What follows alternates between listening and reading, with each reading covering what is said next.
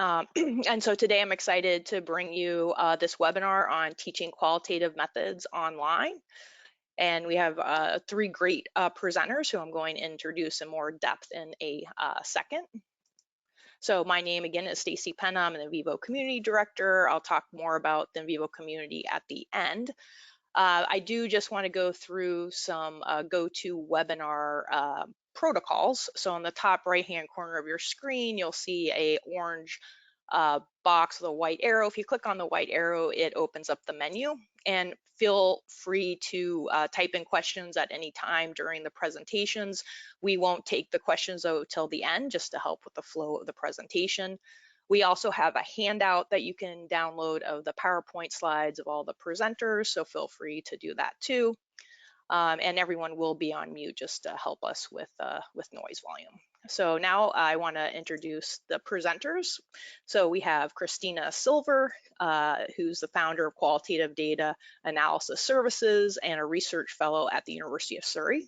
So Christina will talk first, and then we have Charlene Snelson, Associate Professor of Boise State University in the Department of Educational Technology, and then Sarah Bullock, who is a teaching fellow and a CAQDAS networking project member in the Department of Sociology at the University of Surrey.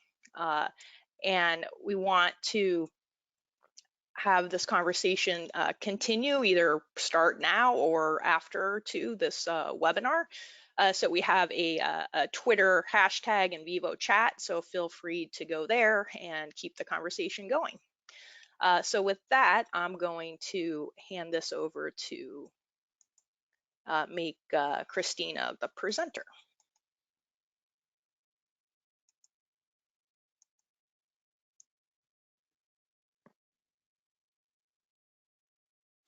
Thanks so much, Stacey.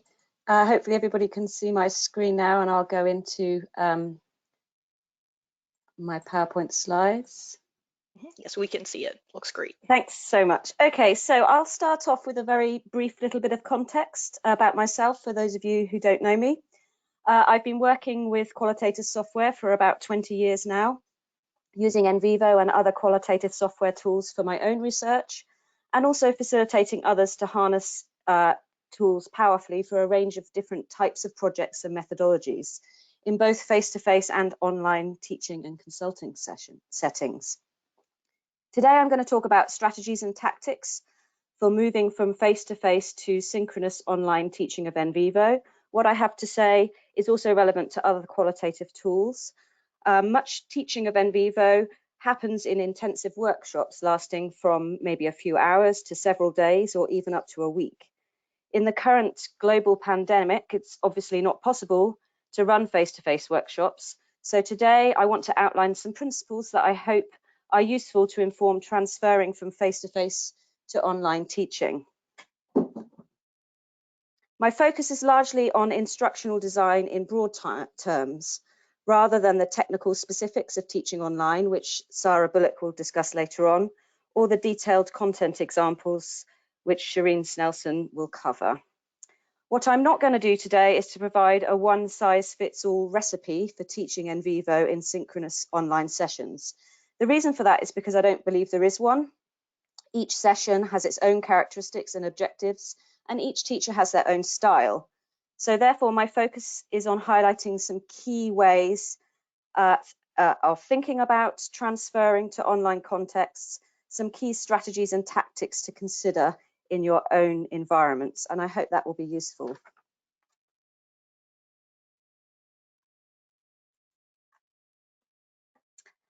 So, although I've taught NVivo online in many different ways, I want to focus today on transferring face-to-face workshops into synchronous online formats.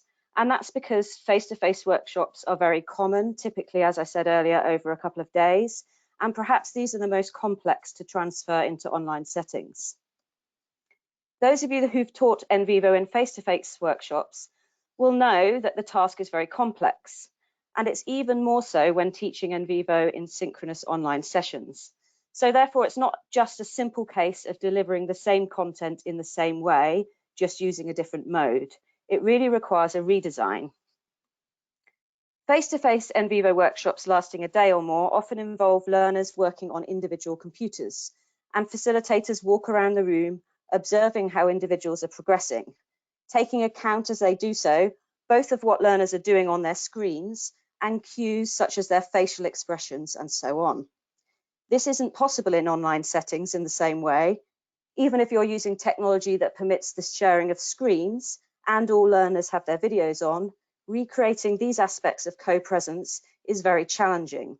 So it's fundamental, in my view, to consider redesign in this light.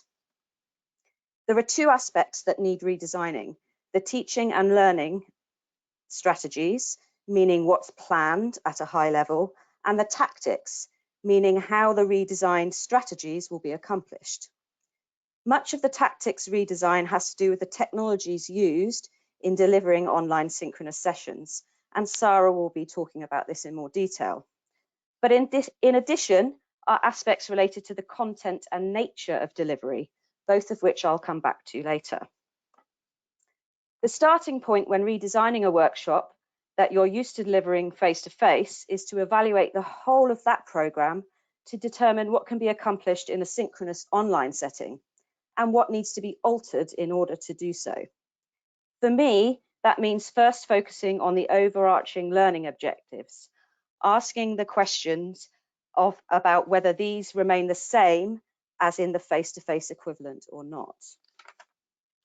So in considering whether and how the overarching learning objectives need to be redesigned, there are several informing characteristics, and it's useful to frame these as questions to yourself.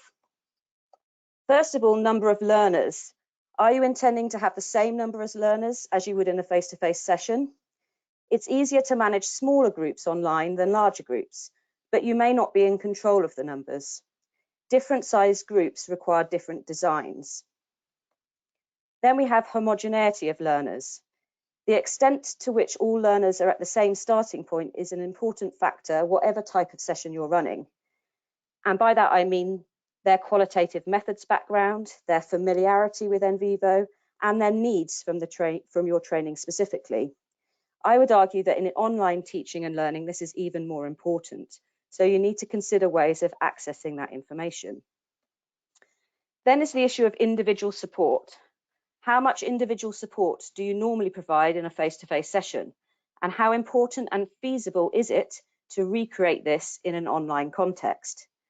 It's possible to see learners operate NVivo during synchronous online sessions via screen sharing. And in my experience, this can be very effective instructionally, not just for the individuals who share their screens, but also for other learners who watch such troubleshooting sessions. But you do need to consider how feasible this will be in relation to the number of learners you have, and to decide which learners you provide this individual support to, how you do so, and when you do so. Then we have the issue of intensity.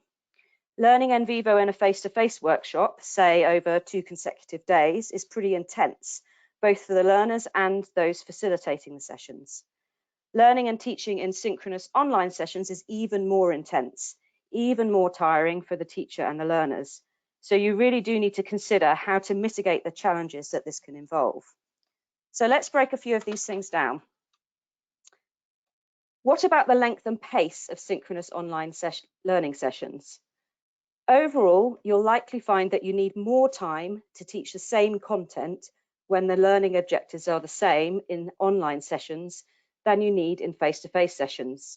You need more time to teach, and the learners need more time to internalize the content and to practice using the software in isolation. You therefore need to extend the total amount of time given for online workshops if your aim is to accomplish the same learning objectives. The alternative is to reduce what you're aiming to accomplish to fit in with the total amount of time available. Mixing it up. You can't expect learners to sit for hours on end staring at a computer screen listening to you talk through PowerPoint slides. In face-to-face sessions, we're used to mixing up the day anyway, but mixing it up is even more important and beneficial when teaching online. And that mixing up needs to happen both in terms of how the content is delivered and the pace of the mini sessions that you deliver within the whole. In terms of how content is delivered, there's a variety of different things that you can experiment with. So you may do short lecture style delivery using PowerPoint or similar, and it will be useful in that case to consider whether it's useful to provide the slides beforehand so that learners can refer to them whilst you're talking. You may do demonstrations of different aspects of the software.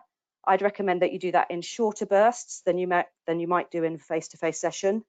You need to incorporate individual practice time, and small group work can be very effective, especially if the platform that you're using allows you to split groups into smaller subgroups so that they can work together. You'll also need to think about delivering content through discussion, questions and answers, troubleshooting, that sort of thing. And I've also found quizzes to be very effective ways of delivering content online, and also of checking the progress of participants. Finally, you may consider preparing short videos to illustrate a point or learning aspect, either your own or use others that you can find online. In terms of the pace, as I said earlier, they need more time. In particular, when you're thinking about demonstrating a use of a software tool via screen sharing, your learners will find it much more difficult to follow your demonstration at the same time as operating the software themselves than they would if you were in a co-present face-to-face setting. Even learners who have two computer screens, one where they're watching you demo and the other where they have their own NVivo project open, the concurrent watching doing is much more challenging online. But it's also worth remembering that many learners will only have one computer screen, meaning that they simply can't do both watching and doing at the same time. And this is a really important consideration for synchronous online sessions. What it means in practical terms is that you may need to design shorter, more self-contained learning sessions focused maybe on a key particular analytic task or component of the software, followed by time for learners to have a go themselves, and that itself followed by an opportunity for them to ask questions, troubleshoot, and so on. Therefore, the more detail that you can put into the program, the better. And it may be that a more detailed program than you're used to providing in a face-to-face session is really important. I've found that learners online need a clearer sense of direction than is the case in face-to-face sessions. And this can also help ensure that you get relevant questions at the right time. So, for example, if learners know that something's coming up, then they may be less likely to ask a question about something that you're not focusing on right now. So focusing the sessions is a key aspect. One way to do these sorts of things is to split the sessions. There are different ways that this can be done, each with its own pros and cons. So, for example, if we use a 2-day face-to-face workshop as an example, you might do 2 whole-day sessions online, but maybe with a day or 2 in between, rather than running on consecutive days as you probably would in face-to-face. Alternatively, you might split a 2-day workshop into 4 half-day sessions, maybe over a week or more. This way you can likely extend the total amount of teaching time that they receive, and that can be effective in terms of accomplishing the same learning objectives. Splitting sessions also allows learners to internalize content and practice between sessions, potentially meaning that they get further with their learning than they would in an equivalent 2-day consecutive workshop. But this does also bring some challenges, not least that not all learners will be able to spend time between sessions consolidating and experimenting. And if that happens, you'll experience increasing disparity amongst learners in terms of where they are at as each split session occurs. So while split sessions have a number of advantages, they can also introduce challenges that you have to find ways of managing. Personally, I've done NVivo workshops online in 2 whole consecutive days, but this is a lot more intense than the equivalent face-to-face format. And realistically, if you go down that route, you'll find it nigh on impossible to cover the same amount of content in the same degree of detail as you would if you were working face-to-face. If you are able to split sessions, then you'll need to think about the structure and sequencing of the content. In addition to mixing up the content and the delivery style, it's useful to think about the structure and sequencing in terms of pre-session, between session, and after session materials. In terms of pre-session, I find it useful to provide more pre-session information targeted for each session for online teaching than I would when I'm teaching face-to-face. You want to ensure as much comparability amongst learners in terms of their starting points as possible. So consider what short familiarization materials you can provide ahead of the first session, and if possible, require learners to study them ahead of time. You'll also need to consider how to find out about the needs of learners ahead of the start of the first session. In my experience, that's even more important when teaching online than face-to-face. In terms of between session materials, think about the materials that you can provide to enable the consolidation of content delivered in the session that's just been completed.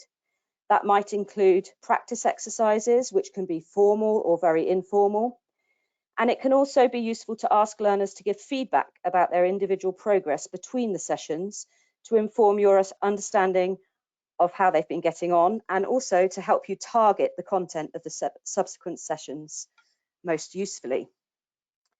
After session materials, what I'm thinking about here really is the materials that you provide after all of the sessions of a split workshop have been completed. So think about the resources that you can provide for extending learning beyond what's been covered in detail during the sessions. Also think about opportunities that you can provide to your learners to ask follow-up questions of you and seek further individual targeted support if that's appropriate and necessary. Finally, opportunities for learners to communicate with one another I found to be very useful after sessions. The other consideration is where to put all of these resources. You're not providing hard copy resources when teaching online, so you have to think about how to make the resources that you develop available so that learners can easily access them in a timely manner. You can do this in a variety of different ways.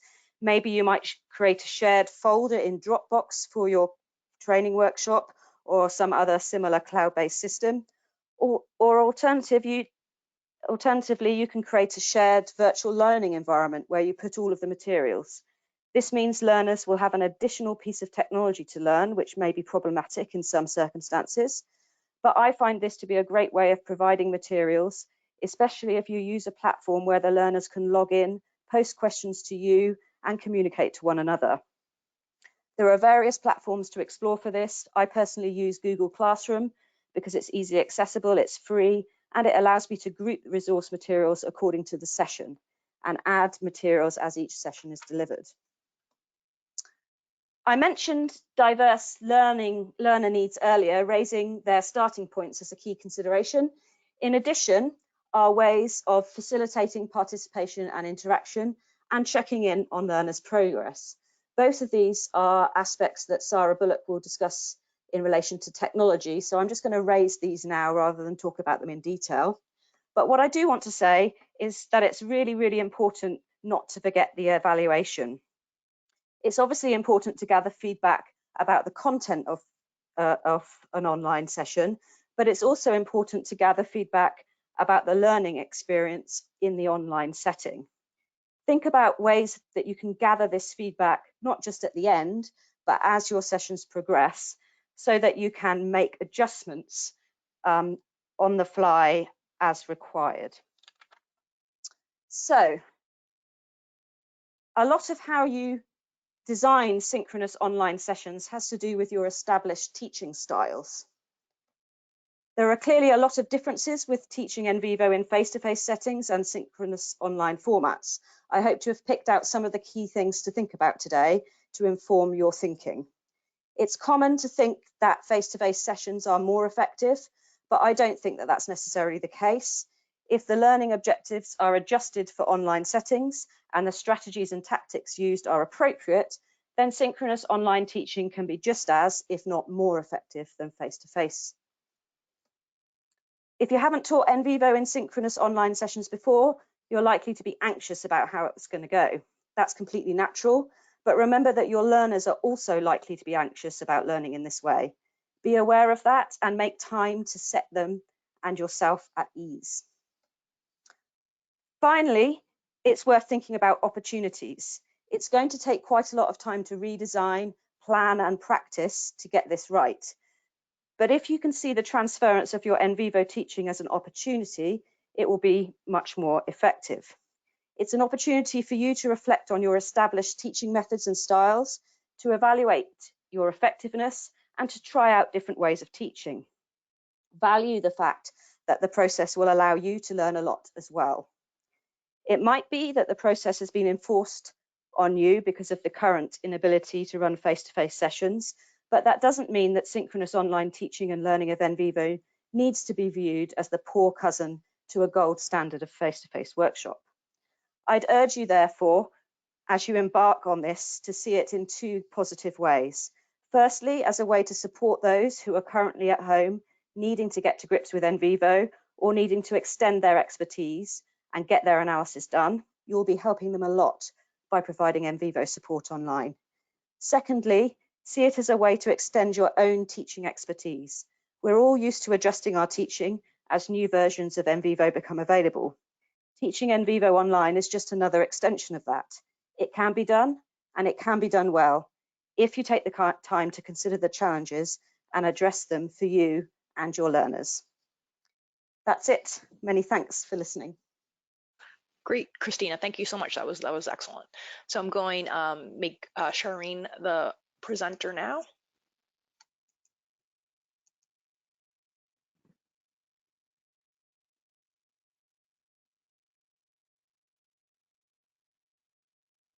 Hi, everyone. Let me just click the present mode. I appreciate my predecessor covering synchronous live sessions. I'll be doing asynchronous online course modules as an alternative.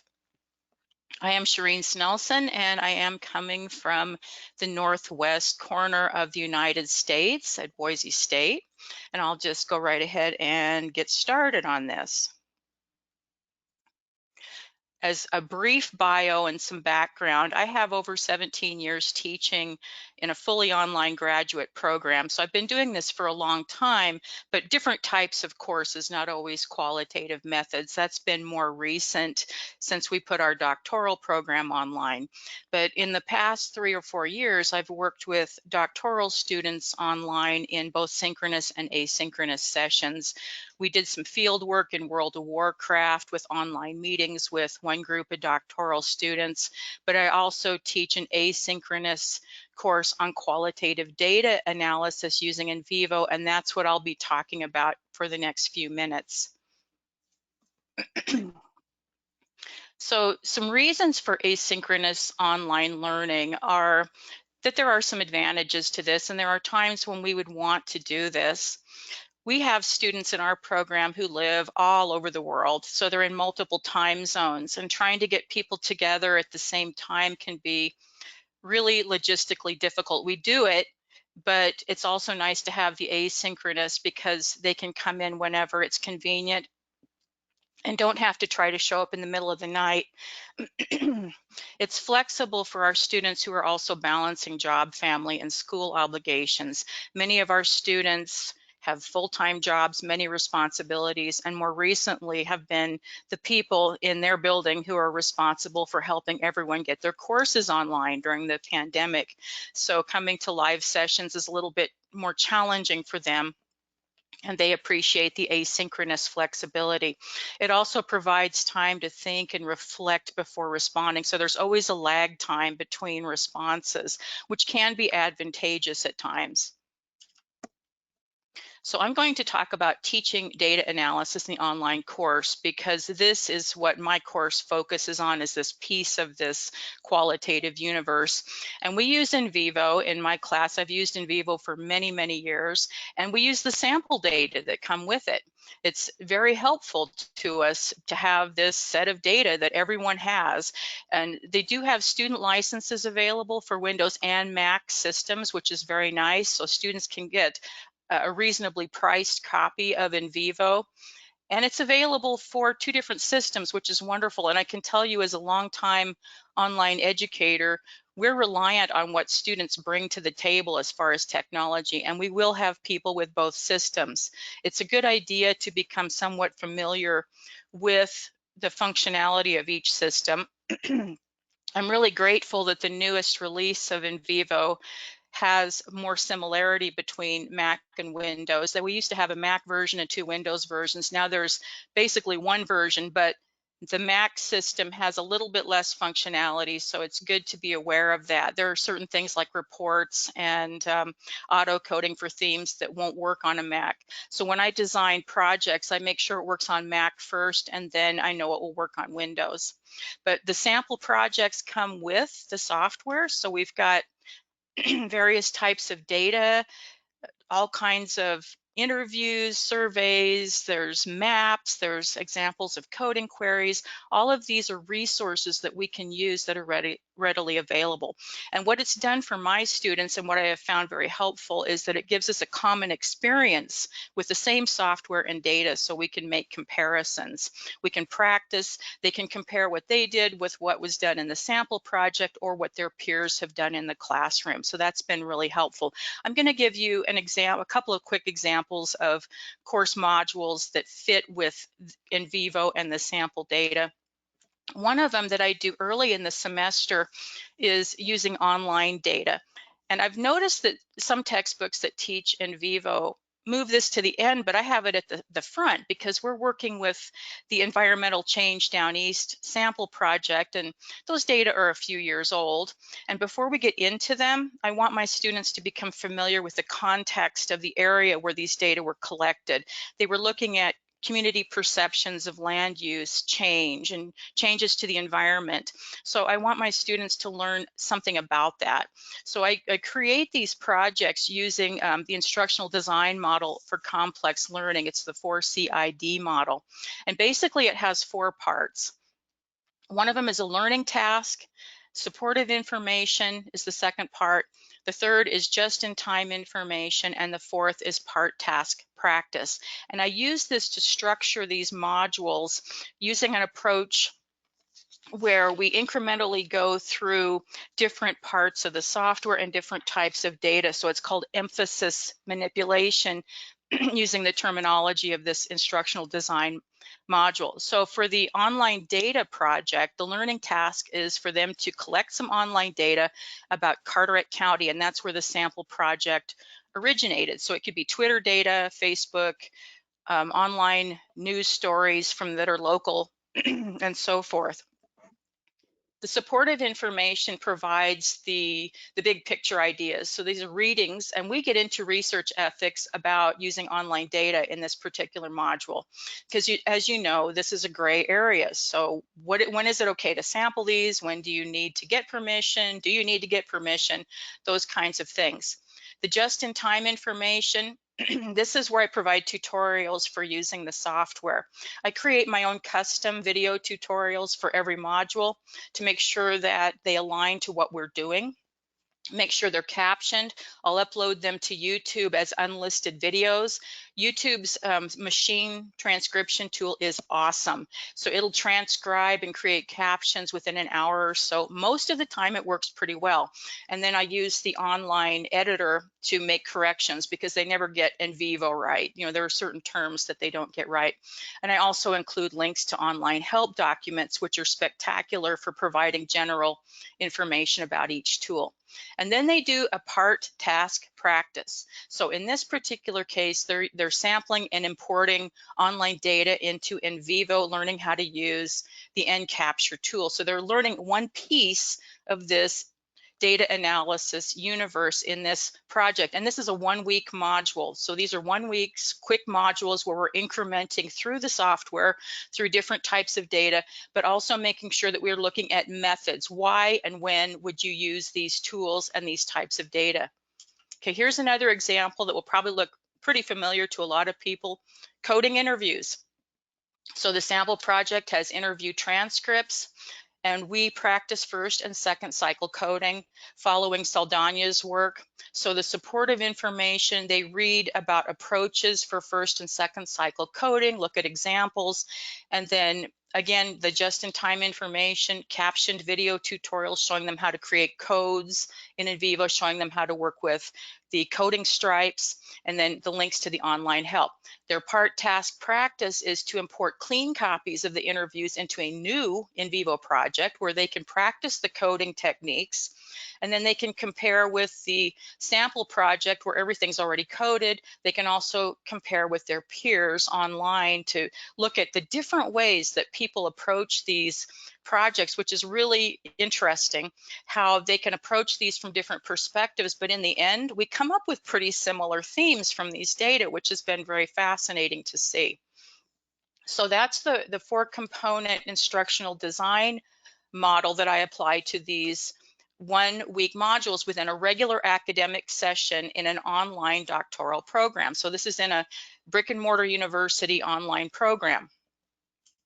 And then the final piece to this module is the research journal. So here they write a journal when they do these activities where they have to write an introduction, they have to report on their methods, what they were thinking, what they did, include screenshots of their work. They generate visual displays, so they learn how to generate tables, matrix displays, visual displays. Sometimes they'll include images that they've drawn or pictures that they've taken. They have to come up with findings and reflect on the readings that were connected to that module. So these are shared through the online discussion forum. We use Blackboard at Boise State. And some students choose to write their reports in a Google Doc and link that. Some of them put it right in the discussion forum. This is a thinking piece, but it's also the assessment piece. So I can go through and read these, comment on them, and then provide feedback. All of this is asynchronous, so there's like a time gap between everything. So that is the essence of the module right there. And here are a few references that I've put together that are in the handout that can help you. I recommend Chanel's Compendium of Teaching and Learning Qualitative Research Resources. He's got a whole list of articles and books that deal with teaching qualitative research. Not all of them are online. A lot of them are face-to-face, but some of these strategies can be transferred. The Holtzlander article uses the same instructional design module for developing an online course in nursing. Ortlip gets into reflective journals. And then I've got 2 articles of mine. The Teaching Qualitative Research Methods Online Scoping Review is a literature review that I did of how people are teaching online. And that's in the qualitative report, so it's open access. And then the other one is the World of Warcraft piece. If you're interested in doing something truly wild, you might take a look at that. And so that is all I have for my presentation. Great, great, Sharon. Thank you so much. That was really interesting. And I just want to remind people you can type in questions at any point. We're going to take questions at the end as we go, and we do have a handout in the handout section that you can download that has the slides that you've been seeing. Okay, so now I'm going to make Sarah the presenter.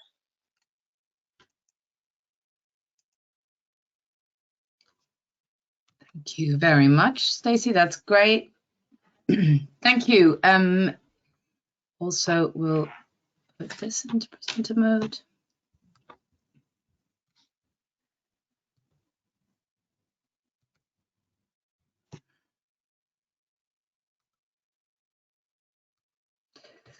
Okay, well, thank you very much for being here. It's great to see so many of you here. This is the 3rd part of this webinar on teaching NVivo with through online methods.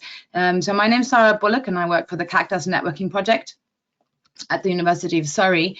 And the CAQDAS Networking Project was founded in 1994 by Nigel Fielding and Raymond Lee, and since then has taught over 10,000 students. The students come from a range of different places. So we've got some kind of academic background attendees, some public sector, private sector participants.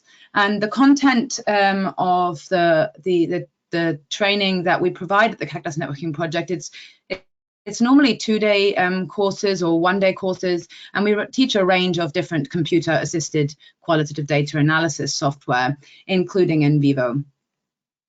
And much of what I'm going to say today is transferable to teaching qualitative data analysis using software more generally. The CAQDAS networking project has a history in remote teaching, although the majority of our workshops are face-to-face. The CAQDAS networking project started to explore the idea of online teaching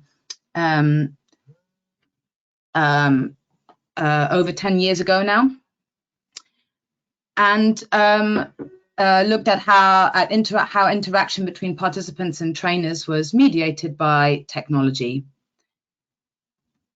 So today I would like to just consider briefly how we can deliver effective learning and teaching of computer-assisted qualitative data analysis packages online. And in this, going to consider the accurate dissemination of knowledge, how we're going to go about identifying and addressing learners' successes and difficulties during the learning journey, and how we're going to engage learners in that learning journey and keep them engaged. And these three strategies for effective learning and teaching, of course, hold true whether we're working face-to-face or online, but I'm going to look at them through the lens of online delivery, and also thinking about how technology is going to help us to ensure that this is working for us. So thinking about accurately disseminating the knowledge that we wish to disseminate, we're going to think about audio and visuals. We want to think about using plain language in our delivery. All usual considerations apply about plain, clear language here. In a face-to-face environment, this will prevent alienation of the participants, and we're going to try to reduce the use of jargon. We're going to try not to assume equal pre-existing knowledge about research methods, as has previously been mentioned by Christina. And we're also going to try to use plain, clear language to include people who have different first languages to the teaching language. We're also going to think about hardware that could be useful for us here. So our headphones will be important, not only to the presenter, but also to the participants. And if we can find some headphones with microphones built in, that serves to provide clearer audio to learners and also help the presenter by blocking out their own background noise. It's important to try to test the audio before the course begins. And so what we really want to try to do is to create a space before the teaching session starts. I'm going to call this a sort of pre-course meeting, and that should be at least 15 to 20 minutes long, if at all possible. And the aim of this space is, there's multiple uses for it, but one of them, which is relevant here, is giving learners a chance to test their audio. And as a presenter here, what we really want to be aiming for is we want to keep talking at this time. We want to keep welcoming learners to the session. We're going to keep reiterating our instructions, keep chatting. And indeed, the idea of chatting informally, we're going to come back to that, is an important one, because we're going to set a tone for our delivery, which is going to try to create as convivial and engaging a learning space as possible. In relation to disseminating our knowledge visually, the teaching slides that we're going to be disseminating and be providing are important to this. So of course, sharing our screens with our PowerPoint presentation is a natural thing to do, but it's really good practice to think about disseminating slides in advance. So essentially, we want to provide learners with an opportunity to think about how they're going to take notes around the learning experience online. Because providing a printout, well, a PDF to print out can be helpful to those who have a printer, and they're able to make manual notes on what's going on. Those who do not have access to a printer, I'm going to have to plan how they do their note taking. And here preparation really is key to avoid a lot of time being taken up for participants, and a lot of headspace being taken up for participants with the idea of how they're going to capture their extra thoughts and learnings. Additionally, we're going to think about how we are providing the visuals around the software we're teaching and the trainer's actions within the software. And in my experience, there are two main things that are really helpful here. Very simple things, but very, very helpful things, which is that our mouse pointer is going to do a lot of work for us in an online training course, far more than it would do in a face-to-face space. We need to indicate areas of the software that are relevant using our mouse pointer rather than gesticulating as we might do in a face-to-face environment. And mouse pointers tend to be far too small for people to see effectively. So we're going to deal with that by creating a bigger mouse pointer for ourselves. And equally, it's very often the case that the font size of the interface of the software becomes problematic if people are working on smaller machines. And so this, again, we can adjust as the presenters by going on the settings for both mouse pointers and the font size of our screen, the screen resolution, as it were. Adjusting those can be very helpful in terms of providing visuals. Lastly, on this, the trainer should be offering their visual. This is adds to the tone of the training session, and adds a kind of a sense of interaction that keeps engages learners for a little bit more effectively. But one should also remember as a trainer that it is not wise to assume that the learners are looking at the visual of the trainer, even if you're providing it. So when participants are navigating through the different softwares, the software that's being taught, possibly the software that's presenting the PowerPoint slides, it's possible that the visual of the trainer appears and disappears throughout the course of the learning. And it's wise not to assume, and therefore not to rely exclusively on gesture to bring a point across. Thinking about how we go about identifying and addressing learners' difficulties and successes throughout the learning journey, we are going to particularly allow learners to signal their successes and difficulties via their audio and via text. So via the audio, we need to allow it to be the participant's choice as to whether they use their audio in the training session. Particularly at the moment, given the fact that people are working from home in circumstances that are often quite crowded, they may prefer not to share their audio. However, if they do choose to share their audio, it's worth using the pre-teaching meeting, that 15-20 minutes that you schedule before you start teaching, to get them to practice muting and unmuting themselves, so that, again, this is something that they're familiar with and are not encountering for the first time when they actually want to signal to you.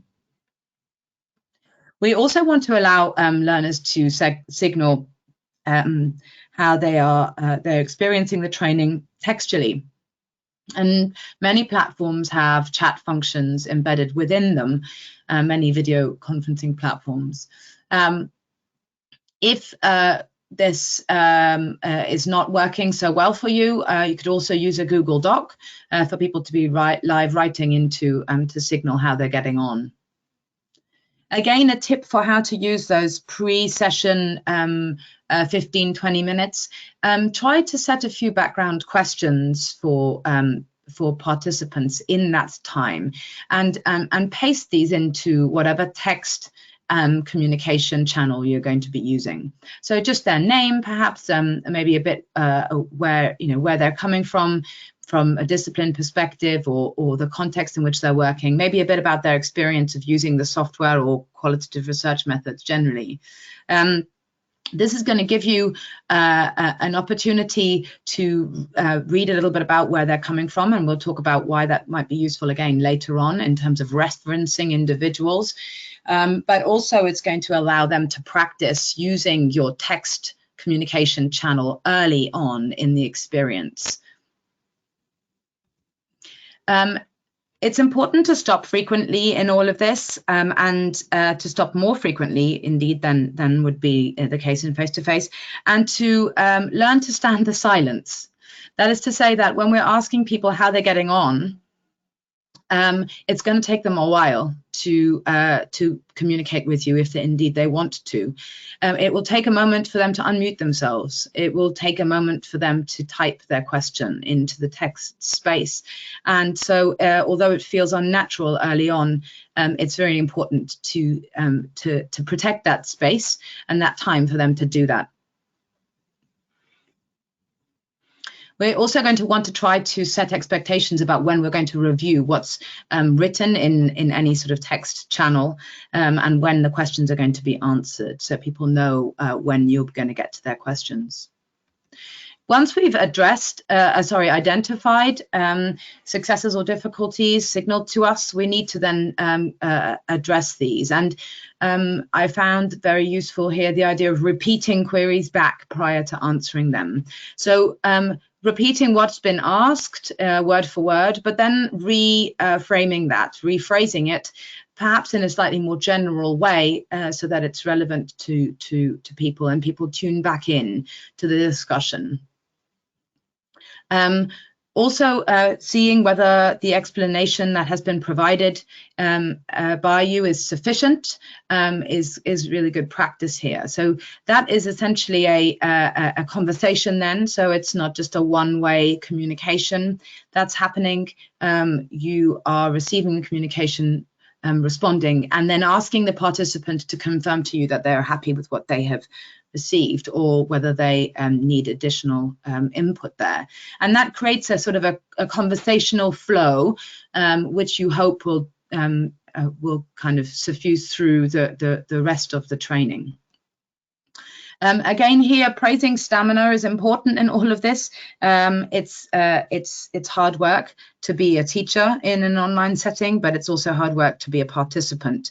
What you might find is that questions trail off over the course of the teaching session, and so trying to praise people's stamina and getting them to continue to ask questions is helpful in all of this. Finally, how do we keep learners engaged in this learning journey that they're undertaking online? Well, I mentioned before already the tone of the learning experience has, for me, been a very important element of all of this. I really try to foster as informal a learning experience online as I can, without it turning into total chaos. But an informal learning experience, that is to say, we're going to try to encourage interaction as much as possible. We're going to try to not just focus on the nitty-gritty of the delivery, because when we deliver online, it can very quickly turn very formal. So we're going to infuse our teaching with informal conversation. We're going to try to encourage chit chat, and actually this idea of encouraging chit chat, you could even find another trainer who is willing to sit in on the first 10-15 minutes of your training session and just be there to talk to. What you're doing is setting a precedent for participants, to show them that it's completely fine to just interact informally in this space. And hopefully that will make them feel like they can continue to engage with you over the course of the learning. Referencing individuals within the course is useful as well. So they've written, you've asked them 3 or 4 questions at the beginning in those 20 minutes, 15-20 minutes. Referencing individuals from the answers to those questions is a way of really personalizing that learning experience.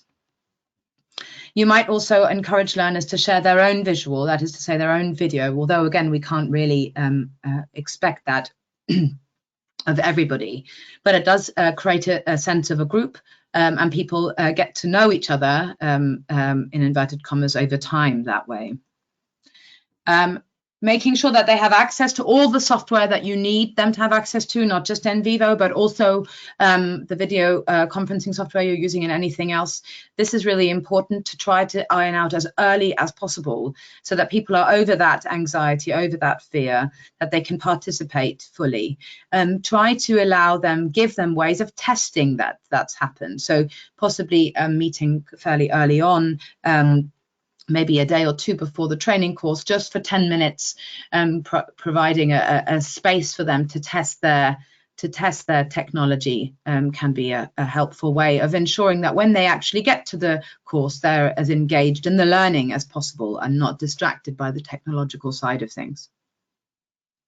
The final point here, which Christina Silva also touched on, is this idea of the struggle that people might have in juggling their hands-on work in the software with watching the demonstration. This idea of the watching and doing being doing that concurrently is a really tricky thing to do. So being as aware of that as possible and therefore not alienating people by asking them to jump between platforms, between applications too quickly is really important. So I hope that these discussions around how we ensure effective learning and teaching and how our technology can help with that have been useful to you. And thank you so very much for being here with all of us today. Thank you, Sarah. That's really 3 great presentations. I'm going to start the questions. We do have quite a few questions. I'm just going to make myself the presenter. And again, if you want to continue the conversation, please go to the hashtag NVivo chat. So what I'll do is I'll start from the beginning and have some questions for Christina. Okay, fire ahead. So, okay, can you suggest resources or samples of pre, between, and after session materials? So the pre-session materials are to do with familiarization. So there's a review written on the CAQDAS networking project, a sort of 4 or 5 page review of NVivo that I often share. There are some YouTube videos which give an orientation to NVivo. So in a sort of workshop that's for new users who haven't used NVivo before, those sorts of things. There's also lots of things on the QSR website itself as kind of opening up so that people have a sense of what NVivo is all about generally. So those sorts of things are useful in the pre-session. The between session, I normally devise those myself. So it might be that I make a PDF of the slides I've used available. I have various, on my own website, I have various little videos that I've created that I will point people to or blog posts. There's lots of really interesting blog posts around particular aspects of using NVivo that various different researchers and teachers have written, and I often point people to those that focus on particular aspects that we've covered in one of the first early sessions. So I kind of generate the between session materials kind of on the fly as I go, depending on the discussions that we've had in each session and what I feel would be useful materials. But there's lots of stuff out there, but some of that you'll need to kind of create yourself. So it might be having a handout, those sorts of things. And then the after session materials, again, will be some online materials, some links to websites which have additional information. I always give links to the NVivo help manuals online and often to particular sections of that, those sorts of things. Great, thank you. And here's another one for you, Christina. What is the ratio of hours needed for face-to-face teaching versus compared to online? It's a difficult question. So if you were, I mean, people do face-to-face teaching in all kinds of different lengths anyway, don't they? So, you know, I sometimes do a sort of relatively short 2 or 3 hour sort of get to know NVivo session, which is mainly demonstration. I could do something very similar online, so that kind of transference from a face-to-face to an online is much more easy in terms of timing, because essentially you're demonstrating. But if it was, say, a 2-day workshop that you would typically deliver on consecutive days in face-to-face, if I split that up into 4 sessions, I'd probably make each of the 4 sessions half an hour or 45 minutes longer than the equivalent would have been as on a face-to-face. And I feel that that's okay to do, because you're doing it over you're doing it over a week or whatever, so they end up getting maybe 2 or 3 hours more than they would do if it was a full face-to-face over 2 days. And with the additional time in between to practice, then effectively they're getting quite a lot more time. But I think it goes back to my sort of initial point, really, is that it depends what you're trying to achieve in the session. So that's the kind of always the starting point. What are you trying to achieve in terms of the learning objectives, and using that to drive and practicing how long it takes you to deliver that. Great. Great. Thank you, Christina. Now I have some questions for Shireen.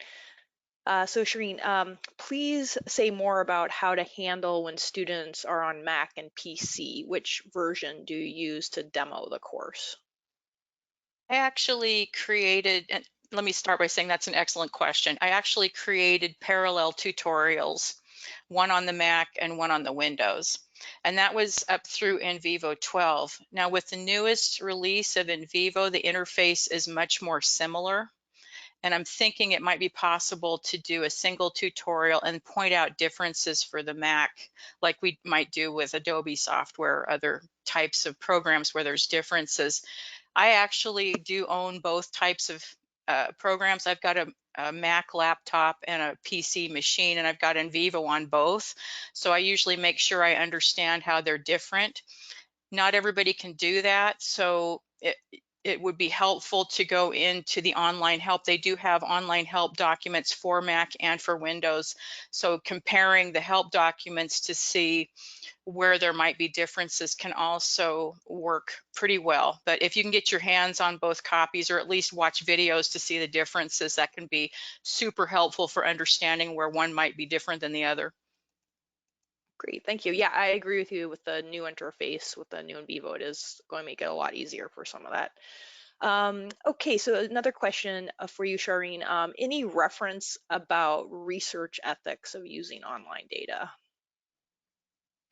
Well, I would start with the Association of Internet Researchers. They've got a really nice code of ethics. And that is an excellent launch point, and that's what we use in my class. Great. And I have a few people just asking of if you could share those, you mentioned those tutorials, I think, that you create on YouTube. So at the end, I can, I'm sure people can reach out to you too to see if you can do that or not. You might not be able to. I don't know if I can. They belong to the university, and they are specific to the course itself. So I'm not super sure. They're not meant for the general public. I designed them for these learners, so I'm not sure if they would help or not, but I don't know. I'll have to think about if I can do that or not, but they could take your class. Oh, yeah. Great. So thank you very much. And then some questions for Sarah. I just want to down to those. So how do you provide one-on-one assistance to your students with NVivo in synchronous versus asynchronous sessions? So this might be to Christina too, but Sarah, do you want to take a stab at that? So one-to-one is I find a luxurious situation. I really enjoy a one-to-one environment. Have I understood the question correctly? I hope I have. That we're working with a group of one person rather than a larger group. Or yeah, I think so. Yeah, or maybe it's somebody that's having a issue. Yeah, why don't we go with that? Yeah. Yeah. So in that situation, I think it's very much about the design of the support in relation to the issues that the individual is trying to address. So I find that really spending lots of time quite early on talking about the context in which that person is working and what they're hoping to achieve is really, really important, and designing the support around that. And so it would be much more conversational in nature than a larger group delivery would be. And in terms of synchronous versus asynchronicity, there it would be I would prefer to do it in a synchronous fashion, I expect, just because of how conversational I would aim to make that sort of a training, and how bespoke I would aim to make that sort of a training. It's good to get kind of feedback immediately, as it were, from people if you're working with them one-to-one about whether something is useful or not to them. So I would prefer to do it, I think, synchronously. And there I would use one of the video conferencing software packages that that are doing the rounds at the moment. In an asynchronous mode, I think it would probably be slightly more work, because one would need to do a little bit of a developing of the resources in advance. But again, there would be quite a lot of backwards and forwards, I expect. Rather than sort of, let's say, 2 large, chunky, long sessions, one would probably try to spend short amounts of time delivering, getting feedback about how that person felt that was, and whether it was useful, and then again going off and creating, as it were, bespoke resources along the way, rather than providing a almost like a syllabus. I hope that answers the question, if I've understood it correctly. Yeah, thank you. Just one more question. This will be our last question, and Sarah is it's asking you mentioned the importance of giving learners time to think through how they will take notes.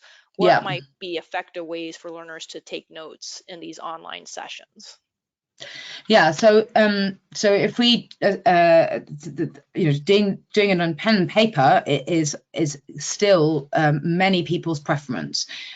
So if that is the case, then providing them with the learning materials in enough time for them to be able to organize them to be printed is an important thing. So not assuming that the printer is in the house, but assuming that maybe they need to organize to get the printer. Get it printed somewhere else, give them a little bit of time to get that sorted. If they're not going to take the notes manually, you're going to want to think about working on things like comments on Adobe. If you're going to turn it into a PDF, possibly if you're turning the slides into PDFs, you might provide space along the side for people to make notes. This is, of course, assumes whether that they have access to versions of Adobe that allow them to edit. So that's the sort of thing that I mean that preparation is key, because you don't want somebody trying to write into their PDF whilst you're talking and realizing that they cannot do that because the license that they have doesn't allow them to do that. So yeah, I would suggest that sort of a thing. Some presenters are really hesitant to provide their slides in an editable format. So what I would say to that is that it's still possible to take images of individual slides. So you don't have to send a PowerPoint presentation. You can take an image, a screenshot of one of your slides, and then paste it as an image into an editable Word document. That means that the person can actually write in that Word document, but they can't edit that slide, if that makes sense. I hope that's helpful. Yeah, no, that's great. Thank you. So I just want to thank all 3 of you for this great presentation. We have really good feedback in the chat and answer areas saying it was very helpful. And I'm just going to finish the presentation with a few more slides, just letting people know we do have some more webinars coming up. So next week, we have one on ethnographic fieldwork across online spaces by Dr. Christine Hine, one of your colleagues at University of Surrey, and also one on integrating transcription with NVivo and explore and visualize your data. You can register for those by just going to our website, go to resources, and you'll find the live webinars section of the website. And I'm spearheading the NVivo community. So part of what we're working on is to really try to bring researchers together. So this is meant to be a global network within disciplines across organizations and really create a community of practice for qualitative and mixed methods researchers. To join, you can go to this URL, and also there'll be a quick survey at the end, and you can let us know if you want to become a part of the community, and we can send you a link to join. So this is one thing we're trying to do, is have these type of discussions with qualitative researchers to help with practice. So this is an example of this webinar of the type of things we're trying to accomplish. Just quickly, we have just if you're interested, we did have a lot of questions about NVivo itself. We just didn't have time to get to them, but with our suite of solutions here, we are trying to help you throughout your research process, collecting data, transcribing, managing and analyzing, collaborating, and then also to enhance and help you with your publishing. So go to our website and you'll learn more about that. And also we do have a lot of great resources on the website, like we mentioned, we're free to help you learn how to use NVivo too. So I just want to thank our panelists for their time, and for everyone who joined us today. We really appreciate it, and please be safe and healthy. Thank you.